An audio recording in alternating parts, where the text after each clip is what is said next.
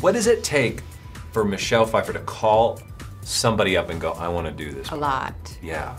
So A lot. what In a fact, lot about this? I never do that. Yeah. I've done it once before. I certainly would never do it to somebody I know because it's such an awkward position to put someone in.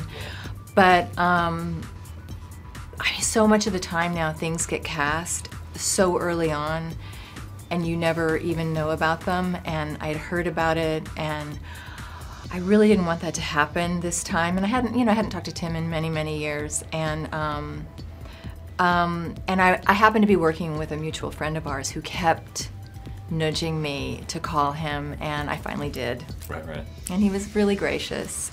Well, the first time I found out is like my mom and my brother didn't tell me at all, because I'm like the biggest fan of Tim Burton of all time. And my mom and brother didn't tell me at all that they wanted me for Carolyn. And I just landed in New York, and my mom had just given me an iPad as a present the day before, and I was so excited on this airplane. Right when we landed, my brother told me, and I looked at him. I was like, "Oh my God!" I was like, "Stop it!" That's that's like my biggest dream in the whole world. And so I was so excited, I actually forgot the iPad on the plane, and it was never to be seen again. Well, I found an iPad on a plane. Oh. Wouldn't that be funny? Wouldn't that be funny That'd if be it would be amazing, it? actually. It was a real thrill to get to be part of like a Tim Burton world, to watch him. I've seen so many of his movies, and Tim Burton is his own genre to me. It's like you've got comedy, you've got drama, you've got action, and you've got Tim Burton. Give me the process on this. Did Johnny come with this idea? I think we should do this. Probably. I mean, I think we always talk about weird cultural phenomenons, and I think Dark Shadows was one of those. It's something that he remembers as a youth that I remember, so had a similar take on it. But yeah, I think even before he became an actor, he wanted to play Barnabas Collins. I think that was always been something in his heart that he wanted to do. It's such a look. I think every kid, I remember watching that. And by the way, 3 or 4 o'clock in the afternoon this show was? Yeah, we should have been doing our homework. What do you remember as a kid about watching this? What pulled you in?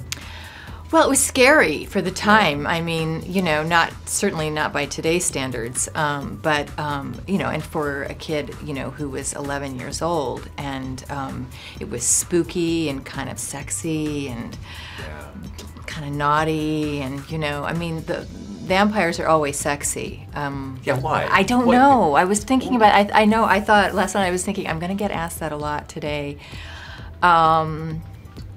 I have an early memory of seeing a vampire. I've been obsessed with vampires my whole life. And I remember early on seeing a vampire movie and this woman being bit in the neck and these huge fangs coming out, and this woman and this look of ecstasy on her face.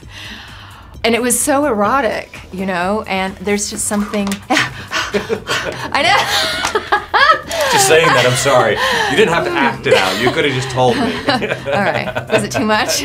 Yeah, vampires are very sexy, and especially, I play Angelique, and she's completely madly in love with Barnabas, who is, who has wonderful long fingers, very sexy for her, wonderful complexion, green complexion, but she loves it, Yeah.